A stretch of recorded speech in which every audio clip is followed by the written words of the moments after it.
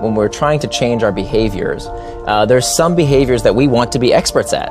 And then there's some behaviors that we're perfectly fine being amateurs at, right? And on the bottom two as well, the habitué or the addict, there's behaviors that we want to stop doing that are low willpower and high willpower. So it's not necessarily the person, it's the behavior they're trying to change.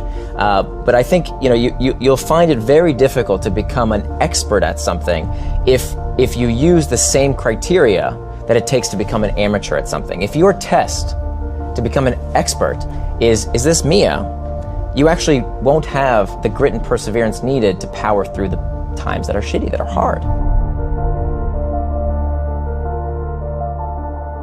So most people's problems, I think, when it comes to the fitness space in particular, is that we train like we're experts, even though what we want is an amateur behavior. Right? We go to the gym and we have the mentality that we need a trainer and fitness programs, and we need to no pain, no gain, and it's got to hurt or it doesn't work. And that's the expert mentality. I've written on this article you alluded to called "Why Fitness Apps Make You Fat." Because what we find is that when you take that mindset in the expert quadrant of, I've got to figure out, the expert quadrant is all about figuring out your mistakes, and it's got to be in some way painful in a way, or you're not going to get better. What that means is that people are doing exercise that they hate, which means it's not going to be sustainable. Not only that, we know that when you suffer at something, there's this phenomenon called moral licensing. That when we feel like we've sacrificed in one area of our lives, it's like squeezing on a balloon, right? When we feel like we're being good in one area of our lives, we cheat in other areas of our life, right? I squeeze on this end of the balloon, the other area, and we've seen this phenomenon occur time and time again. We find that when people buy green products, they're actually less kind. They're less likely to help someone who's just fallen down in front of them after they've sacrificed by buying an ecologically sound product. Some of the highest insurance rates on the road today are from a car that you wouldn't expect it. It's not Ferraris and Lamborghinis. Some of the highest insurance rates are for blue Priuses.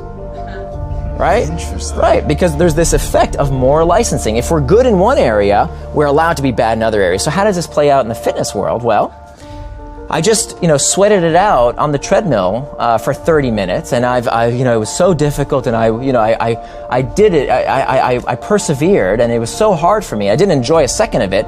I deserve a Jamba Juice with 60 grams of sugar and 600 calories. Even though I only burned 300 calories on the treadmill, right. I deserve a reward. And unfortunately, when bringing you back to the technology industry, a lot of fitness apps today only look at that side of the equation. They're only about getting your step counts because they're using the expert mode as opposed to the amateur mode. So we talked about the top of that behavior change matrix, right? These do behaviors that are either low willpower or high willpower. At the bottom of that behavior change matrix are the don't behaviors, the things we want to stop doing. And so there again, we have low willpower and high willpower. So what I've utilized in my life is using a technique I call progressive extremism. Progressive extremism. And the idea is that, the problem with diets and the reason that diets make us fat is that they train our brains to anticipate scarcity.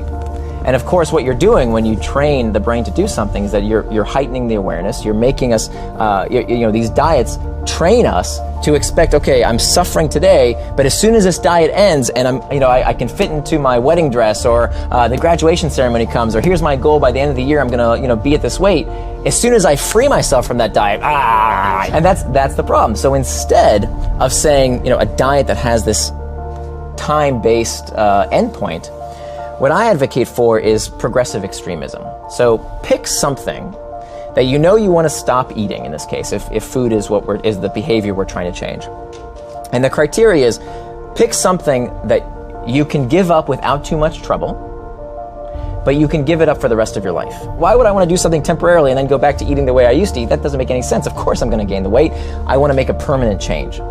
And so I started out with the first thing that I excised from my life was candy corn. And so I just cut them out and say, I'm never eating candy corn ever again. And then what happened? And I kept track. I kept track of everything I gave up. And then maybe like a week or two later, I'd assess and say, hey, that wasn't so hard. What else could I give up? And then I would give up another thing and another thing. Then I think the thing I gave up was no sugary drinks in the house. Okay, I could have sugary drinks outside the house, no sugary drinks in the house ever again for the rest of my life. It's a rule, progressive extremism. So I went up this chart, kind of more and more and more things that I was giving up, until I gave up, just last June, I gave up refined sugars completely. It's just not something I do. Now, people have no trouble saying, oh, candy corn, easy, that's great. But then you say, okay, I'm going to give up all refined sugars, and people say, oh, that's not so cool anymore. Right. But of course, that's the natural progression. And what you're doing here is you're using this phenomenon of self-image. That when you talked about self-image earlier, and how we can actually utilize how we see ourselves to boost our willpower. There's been a lot of studies that show that when people identify a behavior that they do or don't do as part of who they are, it becomes much easier to resist. For example, if you're a vegetarian, if you're a devout Muslim, if you're an Orthodox Jew, you're not constantly asking yourself, should I eat the meat, or should I have some beer, or should I have some pork, right? Like, that's not a debate you're having on a constant basis. You just don't do that, because that's who you are, right? If I'm a devout Muslim, I just don't drink. That's just what I do. If I'm a vegetarian, I just don't eat meat. It's no longer a debate of should I, can I, is it okay? I just don't, right? Whereas many dieters, they think to themselves, well, should I not, should I have the cake? And what they're doing is expending this willpower resource that over time, there's a lot of evidence that shows becomes depleted, and that becomes very hard. It's this constant struggle. But by doing this progressive extremism and saying, look, that's just one thing I just don't eat, and taking it slowly. I mean, this has to take years to scale up. You're constantly excising things from your life, from your diet, but for the rest of your life. And it's using that same principle of, this is just who I am. I just don't eat those things. So that's the shift, is changing your mindset of this is something I just don't do versus something I can't do, which can't means maybe it's flexible versus something I just do not do.